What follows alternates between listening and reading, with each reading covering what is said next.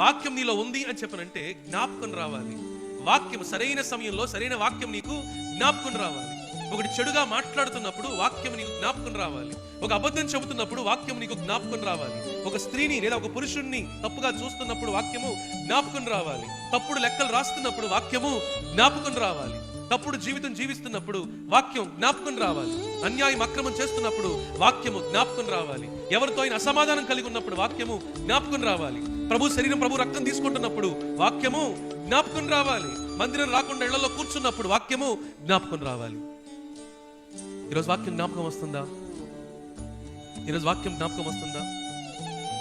WhatsApp, Instagram reels, యూట్యూబ్లో ఉన్న ఏమంటారు వాటి షార్ట్స్, ఇవి వస్తూ ఉంటాయి జ్ఞాపకం బాగా. అందులో ఉన్న పాటలు, అందులో ఉన్న క్లిప్పింగ్స్, అందులో ఉన్న జోకులు, అందులో ఉన్న విషయాలు ఇవి తిరుగుతూ ఉంటాయి చాలా మంది యవనస్తులకి, చాలా మందికి.